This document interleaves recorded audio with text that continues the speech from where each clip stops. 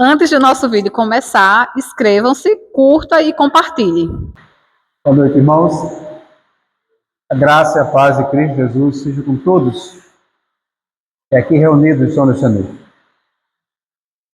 Nós vamos dar continuidade à exposição na primeira carta, ou melhor dizendo, a primeira epístola de Pedro, apóstolo São Pedro, capítulo 2. Hoje a nossa exposição estará contida do verso 18 ao verso 25. Os irmãos devem estar lembrados de que eu comecei dizendo aqui, dentro desse compêndio aqui, Pedro começou a falar já aí no versículo, a partir do versículo 11 e versículo 12, acerca do relacionamento, ou melhor dizendo, da submissão do relacionamento nosso com Ele. E aí depois, domingo passado, nós vimos também como esse relacionamento se dá em outras áreas, por exemplo, como as autoridades. Nós falamos aí do 13 ao 17.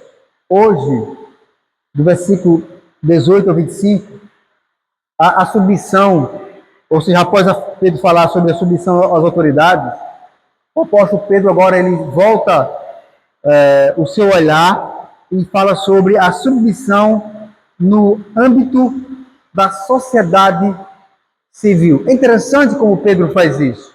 Ele coloca o relacionamento primeiramente nosso com ele, a submissão, depois ele vai dizer a submissão com as autoridades constituídas por Deus. Nós vimos que domingo passado aqui, por mais que elas errem e sejam aí uma desgraça do poder, mas estão lá, foi Deus que colocou, ele mesmo que tire, ele mesmo que vai tirar, logicamente. E aí, agora ele fala nesse âmbito da sociedade civil. Isso é bom para nós, para que possamos entender que a igreja ela não é uma bolha, onde nós estamos aqui dentro e não temos nada a ver com quem está lá fora com a sociedade. Não, pelo contrário. Como muito bem dizia João Calvino, o grande reformador do século XVI, a igreja ela é um organismo vivo. Se ele é um organismo vivo, ela tem vida, ela está agindo. Atente para a leitura que farei.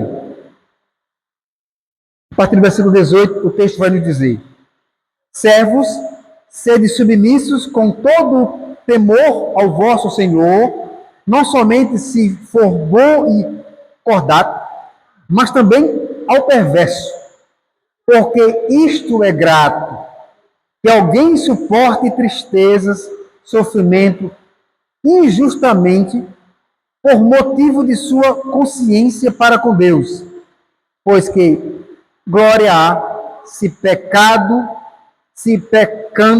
e sendo esbofeteados por isso, o suportais com paciência. Se, entretanto, quando praticais o bem, sois igualmente afligidos e suportais com paciência, isto é grato a Deus, porquanto para isto mesmo fostes chamados, pois que também Cristo sofreu em vosso lugar, deixando-vos exemplo para seguirdes os seus passos, o qual não cometeu pecado, nem dolo algum se achou em sua boca, pois ele, quando ultrajado, não revidava com ultraje, quando maltratado, não fazia ameaças, mas entregava-se àquele que julga retamente, carregando ele mesmo em seu corpo sobre o madeiro os nossos pecados, para que nós, mortos para os pecados, vivamos para a justiça. Por suas chagas fostes sarados, porque estáveis desgarrados como ovelhas, agora, porém, vos convertestes ao pastor e bispo da vossa alma. Ó Deus, mais uma vez nós queremos ir à tua presença, usando a oração, que é o meio lícito que o Senhor deixou para nós. E na oração, Deus, nós demonstramos a nossa total dependência do Senhor, a nossa fraqueza humana, porque está lido diante de nós a tua palavra, que é santa. Esse texto já é inspirado. Agora nós precisamos do Senhor que nos ajude a compreender a tua palavra, a compreender ela, Deus, de forma que possamos colocar ela em prática, para não cairmos no erro de sermos apenas meros ouvintes, mas queremos praticar ela para a glória do nome do Senhor. Pedimos que o Senhor retire de nós a suspeita, Deus. Retire de nós, Deus, todo pensamento contrário de que a tua palavra não é verdade. Faz-nos ouvir, ó Deus, a tua voz por meio de Cristo, que é o profeta por excelência. Nos ajuda, Deus, a compreender os teus mistérios revelados a nós. Tudo isso nós pedimos ajuda do Espírito Santo, que nos conduz a esse momento de compreensão do texto. Que o Senhor Deus, então, nos dê essa grande bênção de entender a tua palavra. No nome de Cristo e para a glória dele, que nós oramos e te agradecemos. Amém.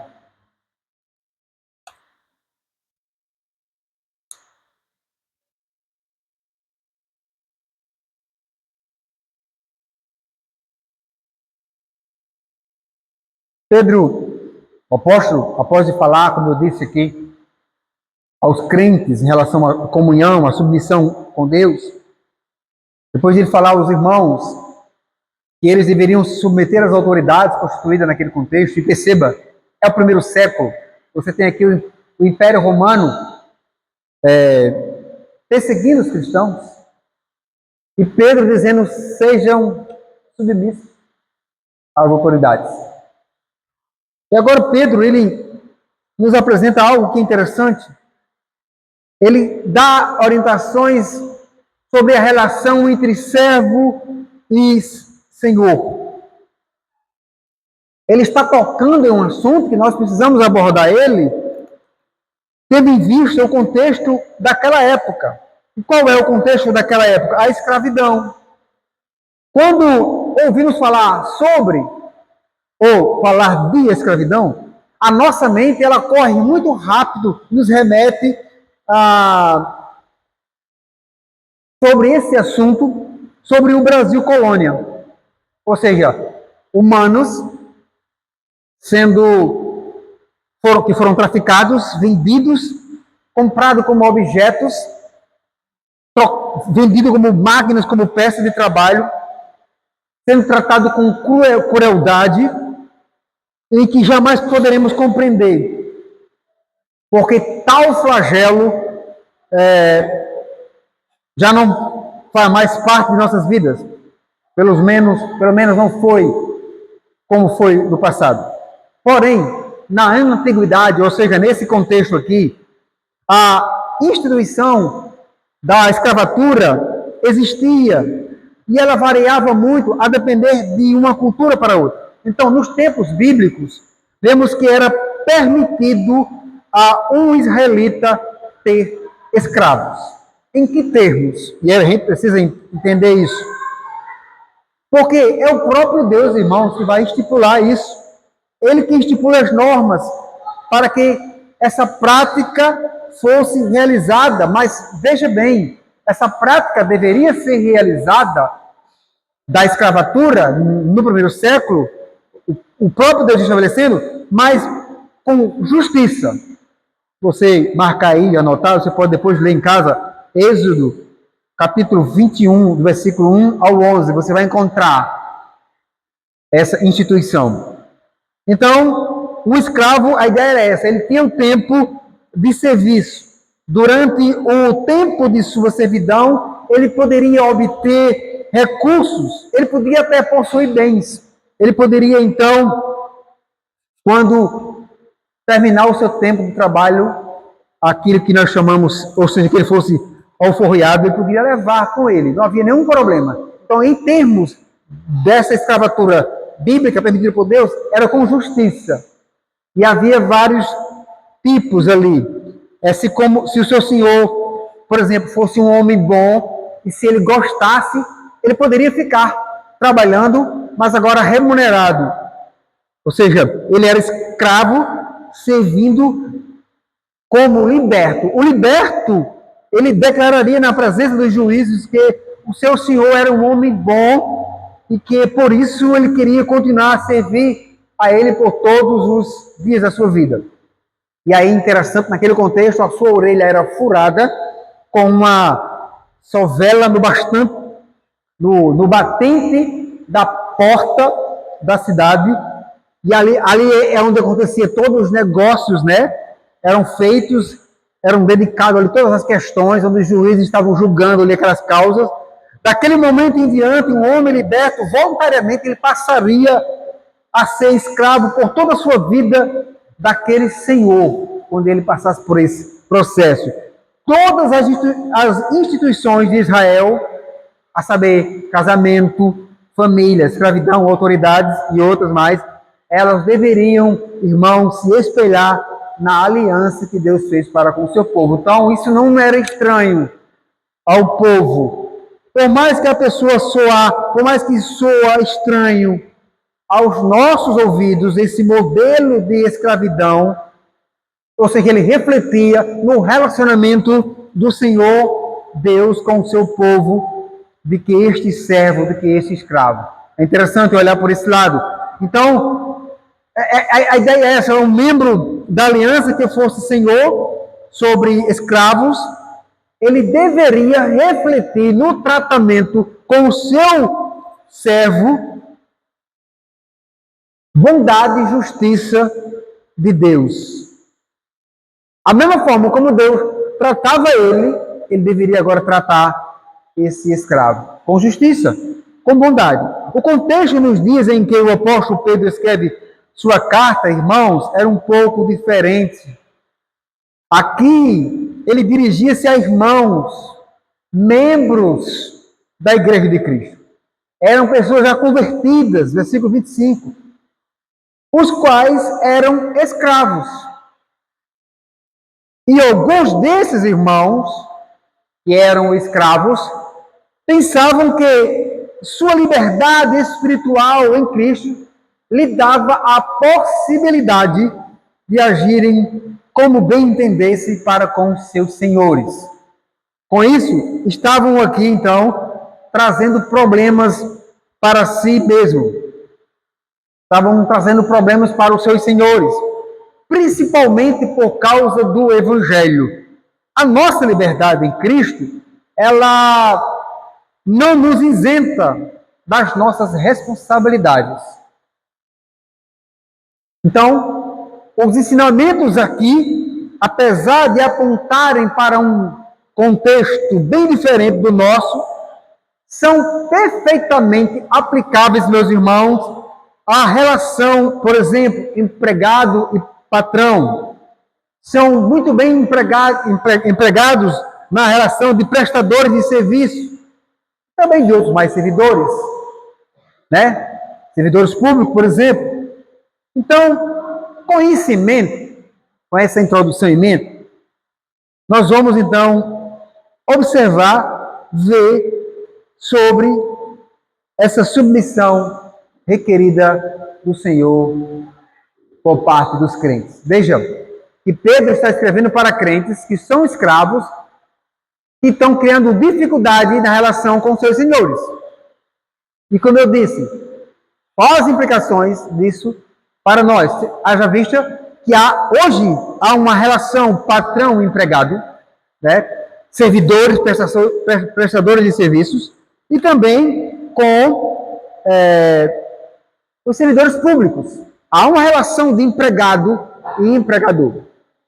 Como crentes, como deve ser, então, a nossa atitude? E aí eu queria que você volte seus olhos para o versículo 18 apenas nesse momento.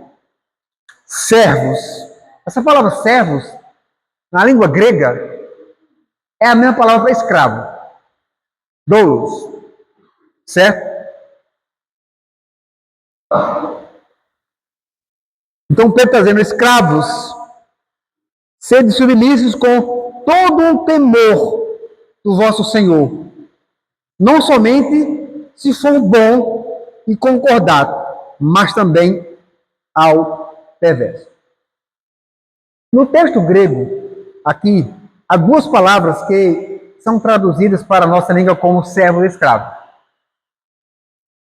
Enquanto uma denota um escravo destinado aos serviços mais deploráveis, desprezíveis, por exemplo, como lavar os pés dos seus senhores para a ceia, geralmente usado pelos apóstolos com um substantivo que identifica-se como servos de Cristo. A outra palavra grega, ela está em uma classe de palavra mais de privilégio, de escravos domésticos. Esses escravos, eles ficavam no lar, na casa, eles tinham regalias, sendo muitos desses, por vez, educados ali, tendo posições e tendo também responsabilidades. Era como uma espécie de mordomo, para a gente entender melhor. E o substantivo que Pedro usa aqui, quando ele diz sede submissos, com todo o temor ao vosso Senhor, Pedro, o que na verdade ele quer aqui é ensinar o temor, né, a homens, contradizendo o que ele dissera aos fariseus, lá em Atos 5, 29. A gente poderia até pensar isso. Pedro está escrevendo aqui para ensinar esse temor, mas na verdade não é isso que Pedro quer dizer aqui. O que Pedro está dizendo aqui é que deve ser visto em conexão com o que fora dito no versículo 16. Pedro aqui está usando, irmãos, a liberdade espiritual em Cristo como pretexto para fazerem o que era errado. Então Pedro vai dizer, isso é contrário. Isso faz parte da vontade de vocês. A liberdade que eles tinham em Cristo, irmãos, não lhe dava o direito de viverem de forma, digamos, em libertinagem. E ainda mais, esses irmãos, eles deveriam ser obedientes ao seu Senhor, não somente aos patrão, àquele Senhor que fosse bom, né, como Pedro usa aqui, o concordato, mas também deveriam ser fiéis, obedientes aos patrões, aqueles que eram maus. A esses eles também deveriam obediência. Os adjetivos que Pedro usa aqui, bom e concordato, eles entram em contraste, irmãos, com o perverso, com o duro, com o severo, com o mau, com aquele que é mais difícil de lidar. E obedecer a um Senhor bondoso e gentil é muito diferente de obedecer a um Senhor que é rude, a um Senhor que é ignorante. Então, que ordem difícil as Escrituras aqui nos dá, aqui, meus irmãos. Como é possível alguém submeter a um Senhor grosseiro, rude, ignorante? Em termos, como é possível eu e você, no trabalho, nos submeter a um patrão ruim? E a resposta está no versículo 19 e 20. Volte seus olhos. Porque isto é grato, que alguém suporte tristezas, sofrimentos, injustamente, por motivo de sua consciência para com Deus. Pois que glória há, se pecando e sendo esbofeteados por isso, suportais com paciência? Se, entretanto, quando praticais o bem, sois igualmente afligidos e suportais com paciência, isto é grato a Deus. O que Pedro está dizendo aqui é que os crentes devem ser submissos, obedientes aos seus senhores, patrões, aqueles que são aqueles contratadores de serviço. E qual é o motivo? O motivo de sua consciência para com Deus. Isto é, estarem suportando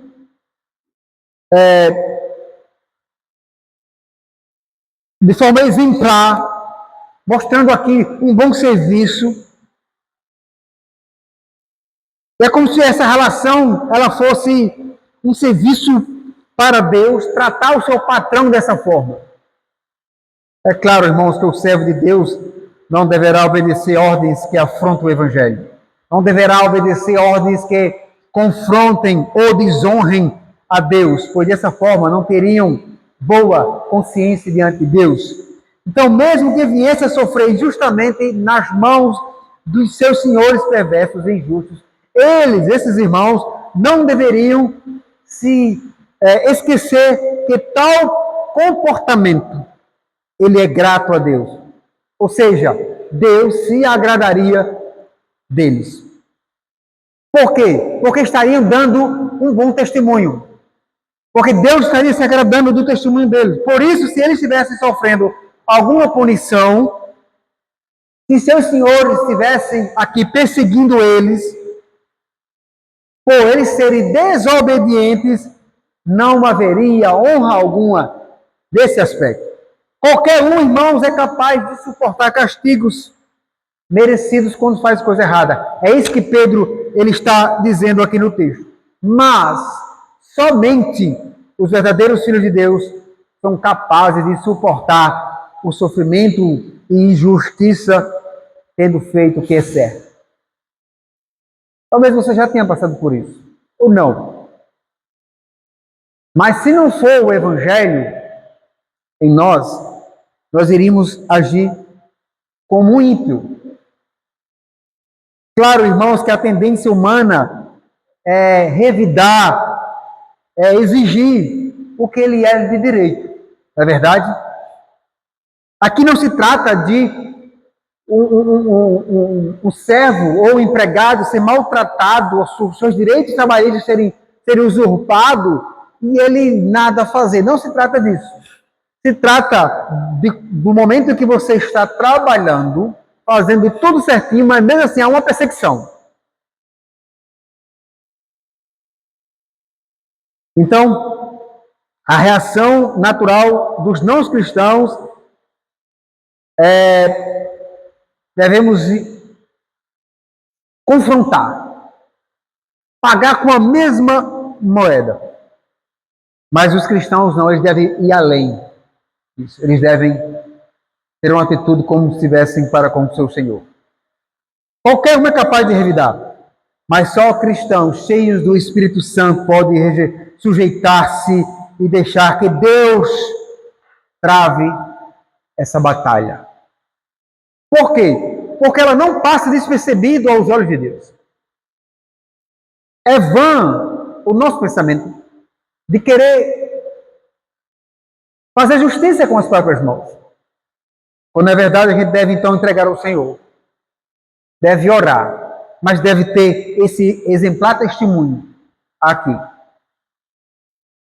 Você vai ver por aí, em alguns momentos, algumas falas de cristãos, dizendo, no meu trabalho, eu sou perseguido pelo meu chefe. Aí você vai olhar para a vida do cara, o cara chega atrasado. No dia que a empresa precisa dele, ele não serve. Aí, quando é cobrado, ele está sendo perseguido. Não é perseguição. Aí é negligência. Aí tem outra conotação. Irmãos, de forma bem prática, olhando para o versículo que a gente leu aqui, expôs 18 ao 20, eu quero fazer algumas aplicações para a gente daí entrarmos nos outros textos. Quer você seja um empregado, nos termos de autônomo, prestador de serviço, lembre-se daquele para quem você trabalha.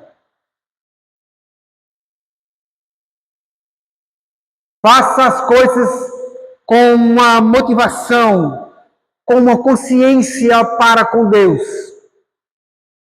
Por quê? Porque isso é agradável a Ele. E o próprio Deus, Ele se encarregará de recompensá-lo.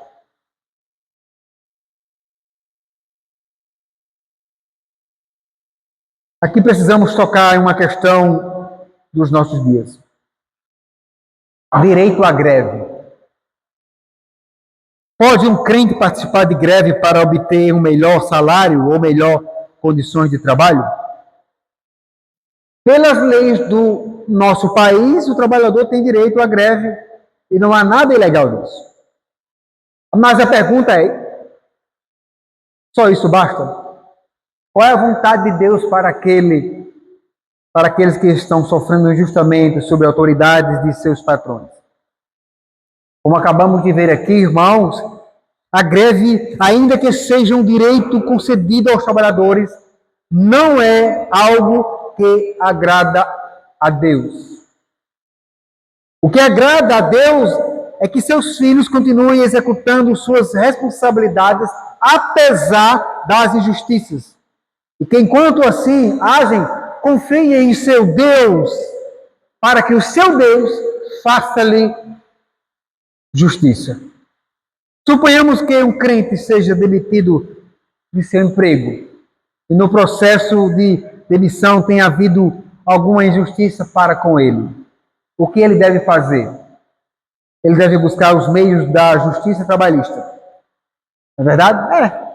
O caminho é esse, não tem. Ele deve buscar os seus direitos.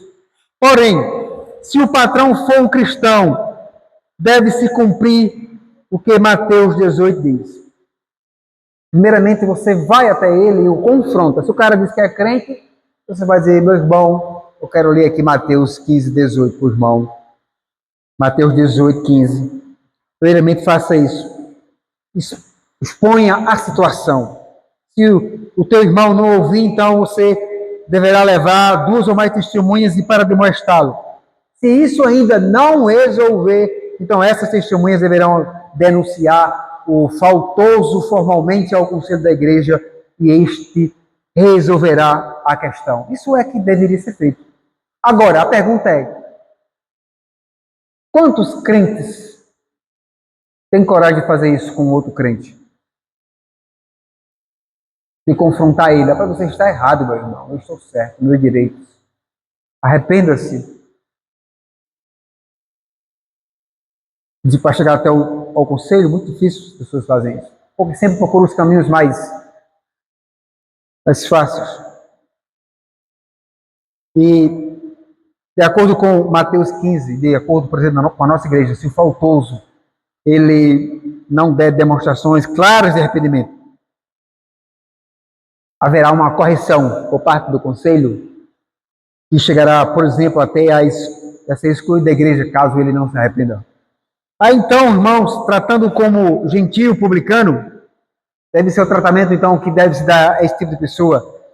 Do contrário, irmãos, estará desobedecendo o que Deus diz em 1 Coríntios 6, do 1 ao 11, sobre legítimo entre irmãos, sobre o litígio entre irmãos. Outra aplicação que temos aqui diz respeito ao nosso desejo de sermos reconhecidos pelas coisas que fazemos. Todos gostamos de aplausos, gostamos de palavras de bajulação, de elogios por aquilo que fazemos, pelo trabalho. Enfim, esperamos ser reconhecidos possivelmente pelas coisas que realizamos. Mas, e quando esses reconhecimentos não vêm? Quando não somos reconhecidos pelo bom trabalho, pelo bom desempenho, mas somos cobrados e até criticados. Como temos lidado com essas situações? Quando o único desejo do nosso coração é agradar a Deus, a falta de reconhecimento dos homens não nos ferirá. E nem o reconhecimento que eles porventura nos derem nos fará, irmãos, melhorar nossas ações. Da mesma forma que o único temor que deve existir em nosso coração deve ser a Deus. Também a única motivação para continuarmos a fazer o que é certo deve ser o sermos agradáveis a Deus. E que isto traga sobre nós o desprezo daqueles a quem servimos. As Escrituras, elas sempre associam o dever à doutrina. Doutrina bíblica é a verdadeira prática, é aquilo que é aplicável. Do contrário, ela não seria verdade.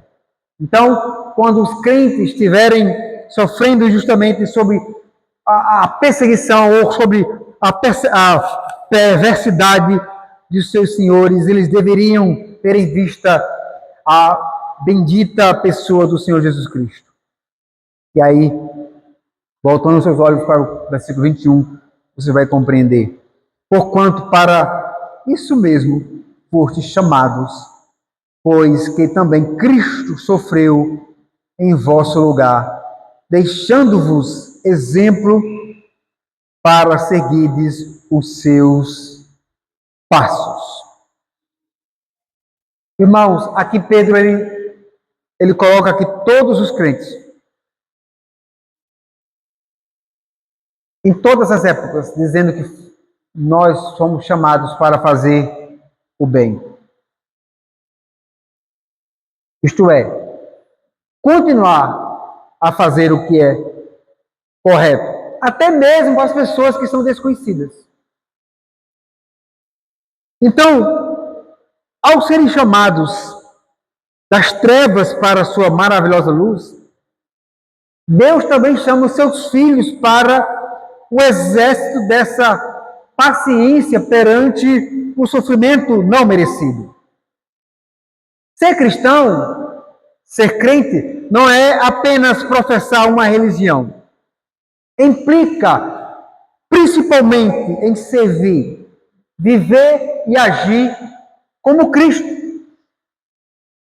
Ser um cristão, irmãos, é olhar para o sofrimento de Cristo e perceber que ele sofreu pelos eleitos, os quais o próprio Pai assim lhe deu, e que, além de lhes dar o perdão de seus pecados e torná-los aceitáveis à presença de Deus, também ele lhes é exemplo ao qual todos os crentes deveriam imitar. O apóstolo Pedro, ele vai fazer uso do substantivo aqui, na língua grega, que dá a ideia de cópia, de modelo, literalmente quer dizer escrever por cima, tal como o professor faz ao escrever uma letra, e as crianças ali vão observando os contornos que ele vai dando ali, então eles querem fazer da mesma forma no seu caderno. Olhando para o quadro, eles começam a fazer no seu caderno. É exatamente esse substantivo que Pedro usa aqui. Enquanto a criança estiver olhando atentamente para aquele modelo, ele fará algo semelhante ou bem próximo ao modelo. Da mesma forma, o crente, enquanto o crente estiver olhando firmemente para Cristo, ele não pecará e nem deixará de fazer o que é certo. Aqui devemos então combater a ideia dos liberais, a ideia dos incrédulos que dizem que Cristo foi apenas um grande mestre. Está cheio de livros aí. Jesus, o grande mestre. Jesus, o grande líder. Ele não foi apenas um grande mestre moral, um exemplo a ser seguido, mas ele não foi somente um bom exemplo a ser seguido. Antes, ele é a fonte do poder que nos transforma e resgata dos nossos pecados. Ou seja, é esse, irmãos, que está diante de nós, e ao imitarmos ele, nós podemos então sermos imitadores de Cristo. Sem Cristo nós não podemos imitá-lo. Então, o que mais nos restaria? Vejamos o que Pedro diz sobre ele nos próximos versículos. Esses versículos aqui, ele vai extrair, o versículo 22, ele vai extrair de Isaías 53. Quando Cristo é Deus santo e fidedigno, o qual ele não cometeu nenhum pecado, nem dolo algum se achou em sua boca, quando ele diz no versículo 22, ele está aqui, tomando por empréstimo Isaías 53. Ou seja, Pedro está dizendo, Cristo nunca pecou, nunca houve um homem como Cristo, nunca teve pensamentos pecaminosos. Se ele tivesse cometido um único pecado, tudo estaria perdido. A sua obra salvífica teria sido um fracasso. De sua boca jamais saiu uma só palavra enganosa, mas somente a verdade, porque ele é a verdade. E foi o próprio Pedro, irmãos, inspirado pelo Espírito Santo, declarou: sim, Senhor, para onde nós iremos se só tu tens as palavras de vida eterna? Tu tens as palavras de vida eterna, e nós temos crido e conhecido que tu és o Santo Deus. Irmãos, quem confia na palavra de Cristo jamais será enganado. Porém, Pedro tinha em mente aqui também, porque ele viu naquela noite fria em que Cristo foi julgado covardamente e injustamente. Pois ele vai dizer, pois ele, quando ultrajado, não revidava com ultraje. Quando maltratado, não fazia ameaças, mas entregava-se àquele que julga corretamente. Versículo 23, perceba, meus irmãos, aquele que tem poder de destruir o mal, com um simples relance do seu olhar, simplesmente não revidou. Nem mesmo ameaçou ninguém. Em vez disso, ele focou em fazer a vontade do Pai. Por isso, Deus entregou-se. Por isso ele entregou ao Pai que julga corretamente, ter todo o poder de fazer o que quiser, irmãos, mas mantê-lo sob o controle. O nome disso é mansidão.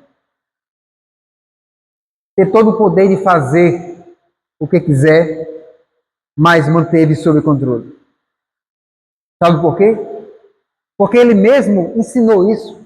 Lá em Mateus 11, 29, ele vai dizer, tomai sobre vós o meu jugo e aprendei de mim, porque sou manso e humilde de coração, e acharei descanso para a vossa alma.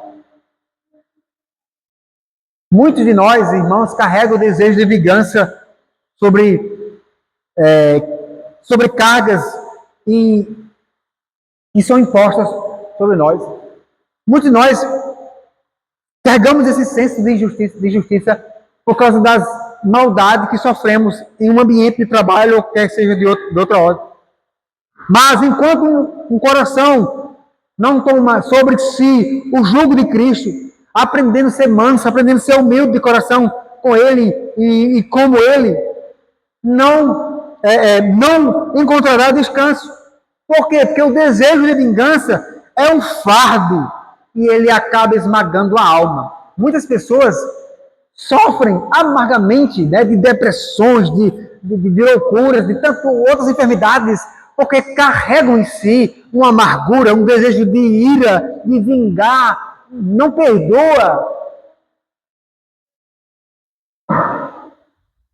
Cristo, apesar de toda oposição dos pecadores contra si, meus irmãos, permaneceu firme à obediência ao Pai. Veja o versículo 24 do nosso texto, carregando Ele mesmo em seu corpo sobre o madeiro os nossos pecados, para que nós, mortos para os pecados, vivamos para a justiça. Por suas chagas fostes sarados. Irmãos, Cristo carregou no corpo os nossos pecados quando foi pregado na cruz. Cristo não morreu para ser um mártir. para ser um herói. Ele não morreu como um herói que não podia livrar-se a si mesmo. Ele entregou-se para morrer em nosso lugar. E isso ele fez de forma espontânea, fazendo a vontade do Pai.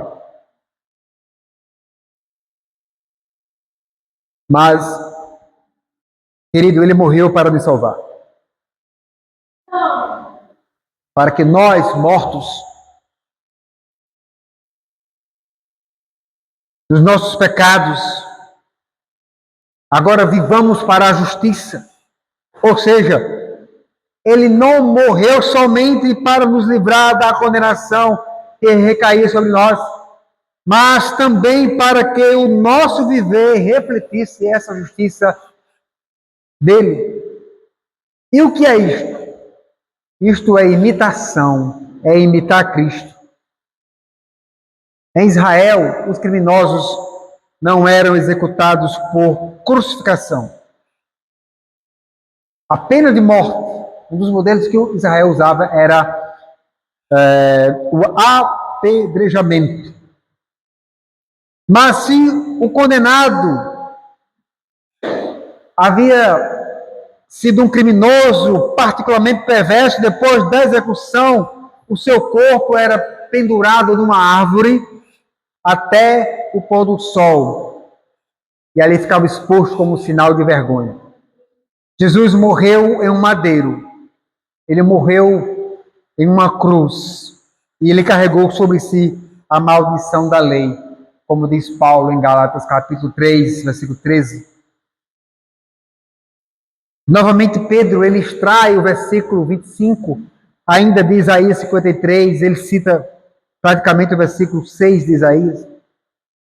Ele vai dizer, veja o estado, vocês eram ovelhas desgarradas, agora vocês se converteram ao pastor da vossa alma.